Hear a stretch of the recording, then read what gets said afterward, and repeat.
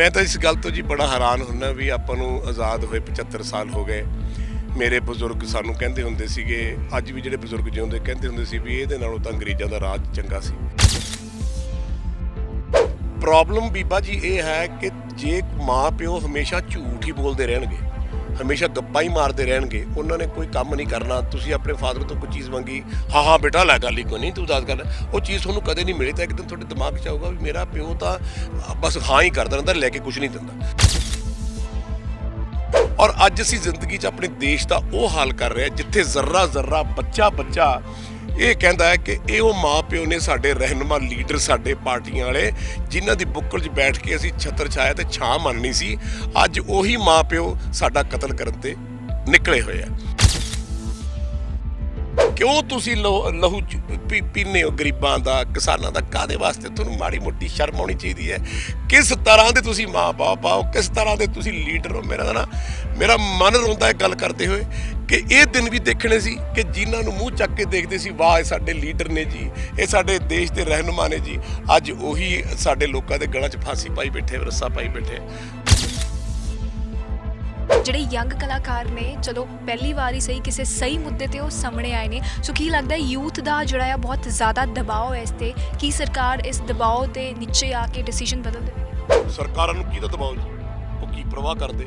ਜਿਨ੍ਹਾਂ ਕੋਲ ਬੰਦੂਕਾਂ ਨੇ, ਫੌਜਾਂ ਨੇ, ਪੁਲਿਸ ਹੈ, ਅਸਲੇ ਹੈ, ਉਹ ਭਾਵੇਂ ਅੱਧਾ ਦੇਸ਼ ਮਾਰ ਦੇਣ, ਉਹਨੂੰ ਕੀ ਫਰਕ ਪੈਂਦਾ? ਉਹ ਛੱਡੋ, ਤੁਸੀਂ ਦਬਾਅ ਦਬੂ ਵਾਲੀ ਗੱਲ ਜਿਹੜੀ ਤੁਸੀਂ ਕਲਾਕਾਰਾਂ ਦੀ ਕੀਤੀ, ਦੂਜਿਆਂ ਦੀ ਕੀਤੀ ਹੈ, ਮੈਨੂੰ ਹਾਸਾ ਇਸ ਕਰਕੇ ਆਉਂਦਾ ਹੈ।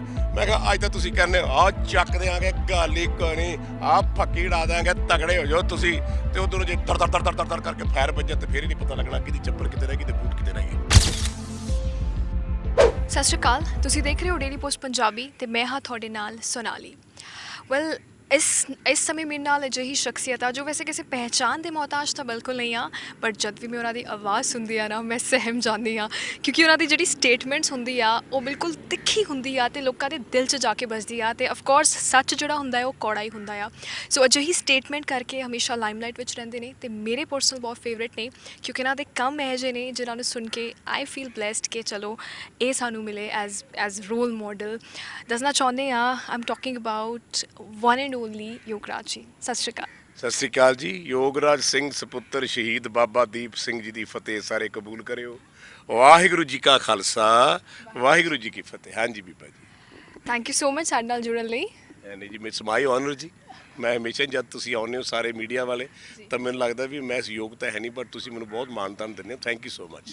ਮੈਂ ਕਿਹਾ ਕਿ ਮੈਂ ਤੁਹਾਡੀ ਆਵਾਜ਼ ਸੁਣ ਕੇ ਸਹਿਮ ਜਾਂਦੀ ਹਾਂ, ਕਿਉਂਕਿ ਤੁਹਾਡੀ ਸਟੇਟਮੈਂਟ ਜਿੰਨੀ ਬੋਲ ਹੁੰਦੀ ਆ ਉਹ ਲੋਕਾਂ ਦੇ ਇੰਨੀਆਂ ਮਤਲਬ ਤਿੱਖੀਆਂ ਹੁੰਦੀਆਂ ਕਿ ਲੋਕਾਂ ਦੇ ਦਿਲ 'ਚ ਜਾ ਕੇ ਵੱਜਦੀਆਂ, ਤੇ ਜ਼ਾਹਿਰ ਜੀ ਗੱਲ ਆ ਸੱਚ ਵੀ ਹੁੰਦੀਆਂ ਨੇ। ਸੋ ਜੀ ਜਿਹੜੇ ਅੱਜ ਕੱਲ੍ਹ ਮੁੱਦਾ ਚੱਲ ਰਿਹਾ ਹੈ ਕਿਸਾਨ ਆਰਡੀਨੈਂਸ ਬਿੱਲ ਦਾ, ਉਸ 'ਤੇ ਮੈਂ ਤੁਹਾਡੀ ਰਾਏ ਜ਼ਰੂਰ ਲੈਣਾ ਚਾਹਾਂਗੀ। ਤੁਹਾਡਾ ਕੀ ਥਾਟ ਹੈ? ਮੈਂ ਤਾਂ ਇਸ ਗੱਲ ਤੋਂ ਜੀ ਬੜਾ ਹੈਰਾਨ ਹੁੰਨਾ ਵੀ ਆਪਾਂ ਨੂੰ ਆਜ਼ਾਦ ਹੋਏ 75 ਸਾਲ ਹੋ ਗਏ। ਮੇਰੇ ਬਜ਼ੁਰਗ ਸਾਨੂੰ ਕਹਿੰਦੇ ਹੁੰਦੇ ਸੀਗੇ, ਅੱਜ ਵੀ ਜਿਹੜੇ ਬਜ਼ੁਰਗ ਜਿਉਂਦੇ ਕਹਿੰਦੇ ਹੁੰਦੇ ਸੀ ਵੀ ਇਹਦੇ ਨਾਲੋਂ ਤਾਂ ਅੰਗਰੇਜ਼ਾਂ ਦਾ ਰਾਜ ਚੰਗਾ ਸੀ। ਤੇ ਮੈਂ ਸਾਰਾ ਪੋਲੀਟੀਕਲ ਸਿਸਟਮ ਦੇਖਿਆ ਜੀ। ਮੈਂ ਰਿਹਾ ਮੈਂ ਪੋਲੀਟੀਕਲ ਫੈਮਿਲੀ 'ਚ ਪੈਦਾ ਹੋਇਆ। ਮੇਰੇ ਫੁੱਫੜ ਜੀ ਸਕੇ ਇਹ ਪੋਲੀਟੀਕਲ ਲੋਕ ਸੀਗੇ, ਇੰਦਰਾ ਗਾਂਧੀ ਜੀ, ਸਾਰੇ ਪੰਡਿਤ ਨਹਿਰੂ ਔਰ ਬੜੇ ਤਾਲੁਕਾਤ ਸੀ ਇਹਨਾਂ ਦੇ, ਵਿਨੋਦ ਸ਼ਰਮਾ ਜੀ ਇਹ ਰਹੇ ਨੇ ਸਾਰੇ ਇੱਥੇ। ਪਰ ਤੁਸੀਂ ਬਿਲੀਵ ਕਰਨਾ, ਜ਼ਿੰਦਗੀ ਦੇ ਵਿੱਚ ਮੈਂ ਹਮੇਸ਼ਾ ਆਪਣੇ ਪੇਰੈਂਟਸ ਨੂੰ ਇੱਕ ਵਾਰੀ ਕਿਹਾ ਸੀ, ਇਕੱਠੇ ਰਹਿੰਦੇ ਸੀ, ਮੈਂ ਕਿਹਾ ਜੀ ਮੈਂ ਇਸ ਘਰ 'ਚ ਨਹੀਂ ਰਹਿਣਾ। ਕਹਿੰਦੇ ਬੇਟਾ ਕੀ ਗੱਲ ਹੈ? ਮੈਂ ਕਿਹਾ ਜੀ ਇਸ ਘਰ ਦੇ ਵਿੱਚ ਸਾਰੇ ਝੂਠ ਬਹੁਤ ਬੋਲਦੇ ਆ ਜੀ। ਮੈਂ ਕਿਹਾ ਜੀ ਇਹ ਜਿੰਨੇ ਲੀਡਰ ਇੱਥੇ ਆਉਂਦੇ ਨੇ ਜੀ, ਮੈਂ ਕਿਹਾ ਜੀ ਕਹਿੰਦੇ ਕੁਛ ਨੇ ਕਰਦੇ ਕੁਛ ਨੇ, ਬੰਦੇ ਨੂੰ ਇੰਨੇ ਪਿਆਰ ਨਾਲ ਬੋਲਦੇ, ਉੱਠ ਕੇ ਜਾਂਦਾ ਤਾਂ ਉਹ ਮੈਂ ਕਿਹਾ ਨੂੰ ਗਾਲ ਕੱਢ ਦਿੰਦੇ ਆ।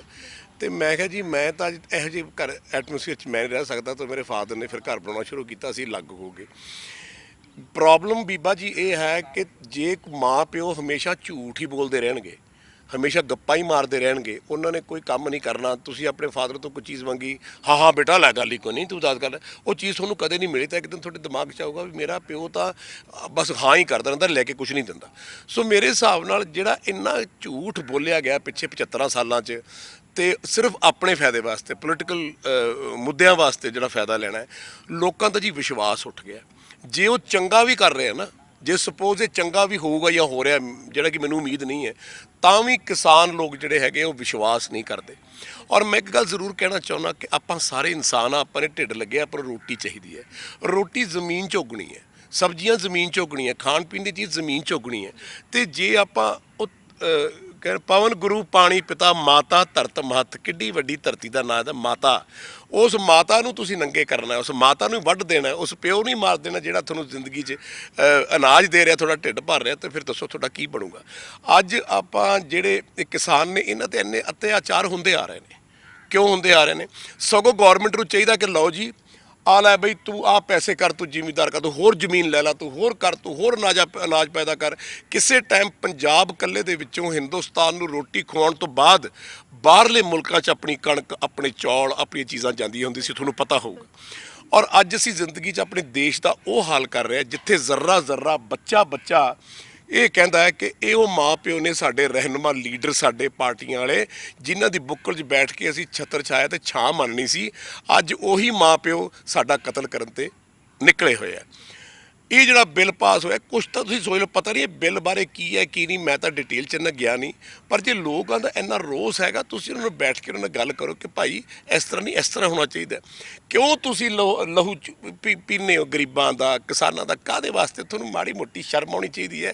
ਕਿਸ ਤਰ੍ਹਾਂ ਦੇ ਤੁਸੀਂ ਮਾਂ ਬਾਪ ਆਓ, ਕਿਸ ਤਰ੍ਹਾਂ ਦੇ ਤੁਸੀਂ ਲੀਡਰ ਹੋ। ਮੇਰਾ ਮਨ ਰੋਂਦਾ ਹੈ ਗੱਲ ਕਰਦੇ ਹੋਏ ਕਿ ਇਹ ਦਿਨ ਵੀ ਦੇਖਣੇ ਸੀ ਕਿ ਜਿਨ੍ਹਾਂ ਨੂੰ ਮੂੰਹ ਚੱਕ ਕੇ ਦੇਖਦੇ ਸੀ, ਵਾਹ ਇਹ ਸਾਡੇ ਲੀਡਰ ਨੇ ਜੀ, ਇਹ ਸਾਡੇ ਦੇਸ਼ ਦੇ ਰਹਿਨੁਮਾ ਨੇ ਜੀ, ਅੱਜ ਉਹੀ ਸਾਡੇ ਲੋਕਾਂ ਦੇ ਗਲਾਂ 'ਚ ਫਾਂਸੀ ਪਾਈ ਬੈਠੇ, ਰੱਸਾ ਪਾਈ ਬੈਠੇ। ਮੈਂ ਸਮਝਦਾ ਜੀ ਇਸ ਤੋਂ ਜ਼ਿਆਦਾ ਸ਼ਰਮ ਵਾਲੀ ਗੱਲ ਜ਼ਿੰਦਗੀ 'ਚ ਕਦੇ ਨਹੀਂ ਹੋ ਸਕਦੀ। ਪਤਾ ਨਹੀਂ ਕੀ ਹੋਣਾ, ਪਰ ਮੈਨੂੰ ਲੱਗਦਾ ਇਸ ਕਲਯੁਗ ਦੇ ਵਿੱਚ ਐਸਾ ਕੋਈ ਕਹਿਰ ਵਾਪਰੂਗਾ। ਜੇ ਮਸਲਾ ਨਾ ਸੁਲਝਾਇਆ, ਮੈਨੂੰ ਲੱਗਦਾ ਵੀ ਇਸ ਦੇਸ਼ ਦੇ ਵਿੱਚ ਕਿਤੇ ਨਾ ਕਿਤੇ ਜਾ ਕੇ ਸਿਵਲ ਵਾਰ ਹੋ ਜਾਣੀ। ਜੀ, ਇਹ ਜਿਹੜਾ ਮੁੱਦਾ ਹੈ ਸਿਆਸਤ ਤੋਂ ਹਟ ਕੇ, ਹੁਣ ਜੇ ਕਲਾਕਾਰਾਂ ਦੀ ਗੱਲ ਕਰਾਂ, ਉਹਨਾਂ ਤੇ ਵੀ ਪਹੁੰਚ ਚੁੱਕਿਆ ਹੈ। ਜਿਹੜੇ ਯੰਗ ਕਲਾਕਾਰ ਨੇ, ਚਲੋ ਪਹਿਲੀ ਵਾਰ ਹੀ ਸਹੀ ਕਿਸੇ ਸਹੀ ਮੁੱਦੇ ਤੇ ਉਹ ਸਾਹਮਣੇ ਆਏ ਨੇ। ਸੋ ਕੀ ਲੱਗਦਾ ਯੂਥ ਦਾ ਜਿਹੜਾ ਆ ਬਹੁਤ ਜ਼ਿਆਦਾ ਦਬਾਅ ਹੈ ਇਸ ਤੇ, ਕੀ ਸਰਕਾਰ ਇਸ ਦਬਾਅ ਦੇ ਨੀਚੇ ਆ ਕੇ ਡਿਸੀਜਨ ਬਦਲ ਦੇਵੇਗੀ? ਸਰਕਾਰਾਂ ਨੂੰ ਕਿਹਦਾ ਦਬਾਓ ਜੀ? ਉਹ ਕੀ ਪਰਵਾਹ ਕਰਦੇ? ਜਿਨ੍ਹਾਂ ਕੋਲ ਬੰਦੂਕਾਂ ਨੇ, ਫੌਜਾਂ ਨੇ, ਪੁਲਿਸ ਹੈ, ਅਸਲੇ ਹੈ, ਉਹ ਭਾਵੇਂ ਅੱਧਾ ਦੇਸ਼ ਮਾਰ ਦੇਣ, ਉਹਨੂੰ ਕੀ ਫਰਕ ਪੈਂਦਾ? ਉਹ ਛੱਡੋ ਤੁਸੀਂ ਦਬਾਅ ਦਬੂ ਵਾਲੀ ਗੱਲ ਜਿਹੜੀ ਤੁਸੀਂ ਕਲਾਕਾਰਾਂ ਦੀ ਕੀਤੀ, ਦੂਜਿਆਂ ਦੀ ਕੀਤੀ ਹੈ। ਮੈਨੂੰ ਹਾਸਾ ਇਸ ਕਰਕੇ ਆਉਂਦਾ, ਮੈਂ ਕਿਹਾ ਅੱਜ ਤਾਂ ਤੁਸੀਂ ਕਹਿੰਦੇ ਹੋ ਆਹ ਚੱਕ ਦਿਆਂਗੇ, ਗੱਲ ਹੀ ਕੋਈ, ਆਹ ਫੱਕੀ ਉਡਾ ਦਿਆਂਗੇ, ਤਗੜੇ ਹੋ ਜਾਓ ਤੁਸੀਂ, ਤੇ ਉਧਰੋਂ ਜੇ ਦਰ ਕਰਕੇ ਫਾਇਰ ਵੱਜਾ ਤੇ ਫਿਰ ਹੀ ਨਹੀਂ ਪਤਾ ਲੱਗਣਾ ਕਿਹਦੀ ਚੱਪਲ ਕਿਤੇ ਰਹਿ ਗਈ ਤੇ ਬੂਟ ਕਿਤੇ ਰਹਿ ਗਏ। ਮੈਂ ਤੁਹਾਨੂੰ ਛੋਟੀ ਜਿਹੀ ਗੱਲ ਸੁਣਾਉਣਾ। ਇੱਥੇ ਵਿਨੋਦ ਸ਼ਰਮਾ ਜੀ ਰਹਿੰਦੇ, ਪੰਡਿਤ ਕੇਦਾਰਨਾਥ ਦੇ ਬੇਟੇ ਆ, ਤਾਂ ਉਹਨਾਂ ਦਾ ਜਿਹੜਾ ਫਾਦਰ ਸੀ ਉਹ ਸਾਡੇ ਪਿੰਡ ਦਾ ਜਵਾਈ ਸੀ। ਮੇਰੇ ਫਾਦਰ ਨੇ ਕਿਹਾ ਵੀ ਆਪਾਂ ਨਿਭਾਉਣੀ ਹੈ। ਇੱਕ ਟਾਈਮ ਐਸਾ ਆਇਆ 1987 ਦੇ ਵਿੱਚ, ਅੱਤਵਾਦ ਦਾ ਦੌਰ ਸੀ, ਪਟਿਆਲੇ ਦੇ ਜਿੰਨੇ ਲੀਡਰ ਸੀ ਸਾਰੇ ਮੋਕ ਮਾਰ ਗਏ। ਆ ਬ੍ਰਹਮ ਮਹਿੰਦਰੇ ਵਰਗੇ ਦੂਜੀ ਅਸੀਂ ਟਿਕਟ ਨਹੀਂ ਲੈਣੀ, ਤੇ ਰਾਜੀਵ ਜੀ ਨੇ ਵਿਨੋਦ ਜੀ ਨੂੰ ਬੁਲਾਇਆ ਵੀ ਤੂੰ ਇਲੈਕਸ਼ਨ ਲੜੇਗਾ? ਉਹ ਕਹਿੰਦਾ ਜੀ ਮੈਂ ਇਲੈਕਸ਼ਨਾਂ ਤਾਂ ਲੜੂੰਗਾ ਜੇ ਯੋਗਰਾਜ ਸਿੰਘ ਮੇਰੇ ਨਾਲ ਤੁਰੂਗਾ ਤਾਂ। ਬੜੀ ਮਾਣ ਵਾਲੀ ਗੱਲ ਸੀ।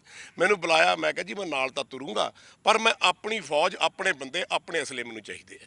ਉਹ ਕਹਿੰਦੇ ਠੀਕ ਹੈ, ਇਲੈਕਸ਼ਨਾਂ ਜ਼ਰੂਰ ਲੜਨੀਆਂ ਚਾਹੀਦੀਆਂ, ਪਾਰਟੀ ਦੀ ਜਿੱਦਾਂ ਸਵਾਲ ਆ। ਮੈਂ ਕਿਹਾ ਜੀ ਉਹ ਜ਼ਰੂਰ ਹੋਊਗਾ ਭਾਵੇਂ ਮਰ ਜਾਈਏ।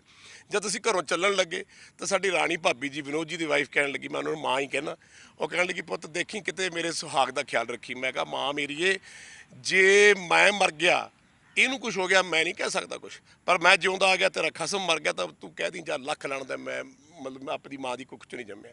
ਅਸੀਂ ਲੜਾਈ ਲੜੀ ਜੀ, ਬਹੁਤ ਕੁਝ ਹੋਇਆ। ਬੇਅੰਤ ਸਿੰਘ CM ਸੀਗਾ ਤੇ KPS ਗਿੱਲ ਸੀਗਾ DGP।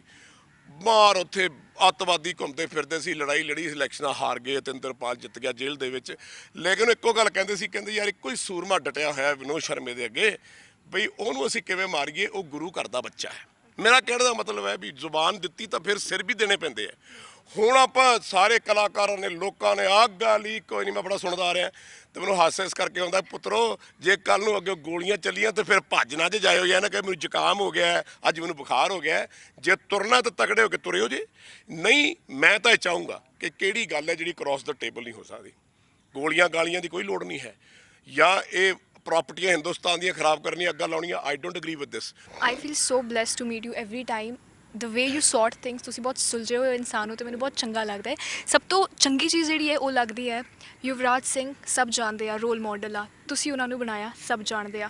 ਉਸ ਤੋਂ ਵੀ ਜ਼ਿਆਦਾ ਖੁਸ਼ੀ ਇਹ ਦੇਖ ਕੇ ਹੁੰਦੀ ਆ ਕਿ ਜਿਹੜੇ ਇੰਡੀਆ ਦੇ ਵਿੱਚ ਸਪੋਰਟਸ ਦਾ ਕੀ ਹਾਲ ਹੈ ਸਭ ਨੂੰ ਪਤਾ। ਜਿਹੜੇ ਬੱਚੇ ਰੁਲਦੇ ਆ, ਤੁਹਾਡੇ ਲੈਵਲ ਦੇ ਵਿੱਚ ਜੋ ਹੁੰਦਾ ਉਹ ਤੁਸੀਂ ਕਰਦੇ ਹੋ। ਸਾਰਿਆਂ ਨੂੰ ਦੱਸਣਾ ਚਾਹਾਂਗੇ, ਚੰਡੀਗੜ੍ਹ ਦੇ DAV 10 ਕਾਲਜ ਵਿੱਚ ਅਸੀਂ ਮੌਜੂਦ ਹੈਗੇ ਇਸ ਵੇਲੇ, ਤੇ ਤੁਸੀਂ ਇੱਥੇ ਕ੍ਰਿਕਟ ਸਟੇਡੀਅਮ ਬਣਾ ਰਹੇ ਹੋ। ਇੱਕ ਵਾਰ ਮੈਂ ਚਾਹਾਂਗੀ ਤੁਸੀਂ ਦਰਸ਼ਕਾਂ ਨੂੰ ਹਾਂ ਜੀ ਬੀਬਾ ਜੀ, ਮੈਂ ਇਸ ਕਾਲਜ 'ਚ ਪੜ੍ਹਿਆ ਜੀ 76 ਦੇ ਵਿੱਚ ਜਦ ਮੈਂ ਸੀਗਾ ਤਾਂ ਲੋਕੀ ਨਾ ਜੀ ਮੈਨੂੰ ਕਹਿੰਦੇ ਸੀ ਵੀ ਬੇਟਾ ਇਹ ਕ੍ਰਿਕਟ ਤੇਰੇ ਹਵਾਲੇ ਆ, ਤੂੰ ਲੁੱਕ ਆਫਟਰ ਕਰੀ। ਮੈਂ ਕਿਹਾ ਜੀ 7 ਵਚਨ।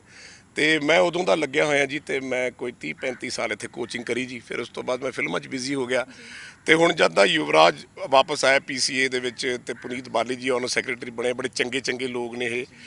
ਤੇ ਇਹਨਾਂ ਨੇ ਮੈਨੂੰ ਵੀ ਕਿਹਾ, ਤੇ ਪ੍ਰਿੰਸੀਪਲ ਸਾਹਿਬ ਨੇ ਮੈਨੂੰ ਕਿਹਾ ਵੀ ਯੋਗਰਾਜ ਨੂੰ ਲੈ ਕੇ ਆਓ। ਤੇ ਜੀ ਆਪਾਂ ਤਾਂ ਨਾ ਤਾਂ ਟੀਚਰ ਦਾ ਤੇ ਕਾਲਜ ਦਾ ਦੇਣਾ ਤਾਂ ਦੇ ਨਹੀਂ ਸਕਦੇ ਜੀ, ਆਪਾਂ ਤਾਂ ਉਹਨਾਂ ਟੀਚਰਾਂ ਦੀ ਜੁੱਤੀ ਵੀ ਨਹੀਂ।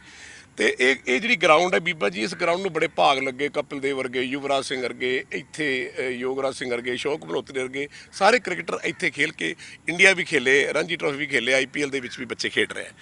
ਸੋ ਮੇਰੀ ਇੱਕ ਵਿਚਾਰਧਾਰਾ ਸੀ ਕਿ ਕਾਲਜ ਨੂੰ ਮੈਂ ਕਾਲਜ ਵਾਸਤੇ ਕੀ ਕਰਾਂ, ਇਹ ਇੰਸਟੀਟਿਊਸ਼ਨ ਵਾਸਤੇ ਕੀ ਕਰਾਂ ਕਿ ਜਿਹੜਾ ਮੈਨੂੰ ਰੱਬ ਕਹੇ ਵੀ ਵਾਹ ਵੀ ਸ਼ਾਬਾਸ਼, ਜਿਸ ਗੁਰੂਆਂ ਦੇ ਚਰਨਾਂ 'ਚ ਤੂੰ ਪੜ੍ਹਿਆ ਤਾਂ ਉਹਨਾਂ ਨੂੰ ਕੁਛ ਤਾਂ ਅਰਪਣ ਕੀਤਾ ਹੈ। ਤੇ ਮੈਂ ਜੀ ਇਹ ਗਰਾਊਂਡ ਬਣਾ ਕੇ, ਤੇ ਮੇਰੀ ਇਹ ਇੱਛਾ ਹੈ, ਕੁਲਵਿੰਦਰ ਸਿੰਘ ਕਾਲਾ ਜੀ ਪਿੱਛੇ ਬੈਠੇ ਤੁਹਾਡੇ, ਬਹੁਤ ਇਹਨਾਂ ਨੇ ਕੰਮ ਕੀਤਾ, ਜ਼ਿਮੀਂਦਾਰ ਬੰਦੇ ਨੇ। ਇਹ ਐਕਚੁਅਲੀ ਗਰਾਊਂਡ ਇਹਨਾਂ ਦੀ ਬਣਾਈ ਹੈ। ਤੇ ਮੈਂ ਇੱਕ ਦਿਨ ਗੱਲ ਕਰਦਾ ਸੀ, ਮੈਂ ਕਿਹਾ ਵੀ ਕਾਲੇ ਆਪਾਂ ਇਹਨੂੰ ਗਰਾਊਂਡ ਇਹੋ ਜਿਹੀ ਬਣਾਉਣੀ ਹੈ ਵੀ ਦੁਨੀਆ ਦੇਖੇ, ਜਿਵੇਂ ਸਿਡਨੀ ਵਰਗੀ ਗਰਾਊਂਡ ਹੈ, ਬ੍ਰਿਸਟਨ ਵਰਗੀ ਗਰਾਊਂਡ, ਲਾਰਡਸ ਵਰਗੀ ਗਰਾਊਂਡ। ਤੇ ਅਸੀਂ ਕੰਸਟਰਕਸ਼ਨ ਤਾਂ ਨਹੀਂ ਕਰ ਸਕਦੇ ਕਿਉਂਕਿ ਅਲਾਉਡ ਨਹੀਂ ਹੈ ਚੰਡੀਗੜ੍ਹ ਦੇ ਵਿੱਚ, ਪਰ ਇੱਥੇ ਵੱਡੇ ਵੱਡੀਆਂ ਪਹਾੜੀਆਂ ਬਣਾ ਕੇ ਤੁਸੀਂ ਸਾਰੇ, ਇੱਕ ਪ੍ਰੈਸ ਬਾਕਸ, ਇੱਕ ਹੋਰ ਤੁਸੀਂ ਆ ਕੇ ਦੇਖਿਆ ਕਰੋਗੇ ਤਾਂ ਬੱਚੇ ਇੱਥੇ ਖੇਡਿਆ ਕਰਨਗੇ।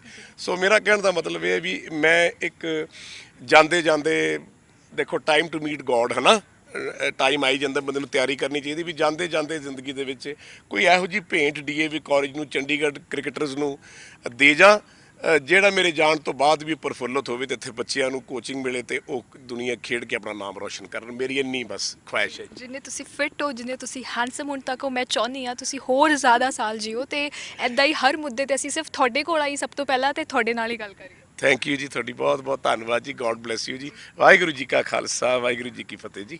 Thank you so much. Thank well ਇਹ ਸੀ ਮੇਰੇ ਨਾਲ, ਬਹੁਤ ਹੀ ਜ਼ਿਆਦਾ ਮਤਲਬ ਹਮੇਸ਼ਾ ਰਿਫਰੈਸ਼ ਰਹਿੰਦੇ ਨੇ, ਤੇ ਇਹਨਾਂ ਤੋਂ ਜਿਹੜੀ ਵਾਈਬਸ ਆਉਂਦੀ ਆ ਉਹ ਨੈਕਸਟ ਲੈਵਲ ਆ। ਯੋਗਰਾਜ ਜੀ ਜਿਨ੍ਹਾਂ ਨੇ ਬਹੁਤ ਪਤੇ ਦੀਆਂ ਗੱਲਾਂ ਕੀਤੀਆਂ, ਅੱਜ ਕੱਲ੍ਹ ਦੇ ਇਸ ਮੁੱਦੇ ਤੇ ਆਪਣੀ ਰਾਏ ਦੱਸੀ, ਤੇ ਬੈਸਟ ਪਾਰਟ ਅਸੀਂ ਦੱਸਿਆ ਕਿ DAV ਕਾਲਜ ਦੇ ਵਿੱਚ ਜਿਹੜਾ ਇਹ ਗਰਾਊਂਡ ਬਣਾ ਰਹੇ ਨੇ ਉਹਦੇ ਬਾਰੇ ਡਿਟੇਲ ਸਾਂਝਾ ਕੀਤੀਆਂ। I hope you did like the conversation. Video journalist ਆਰਨ ਦੇ ਨਾਲ ਸੋਨਾਲੀ ਨੇਗੀ, ਸਾਈਨਿੰਗ ਆਫ।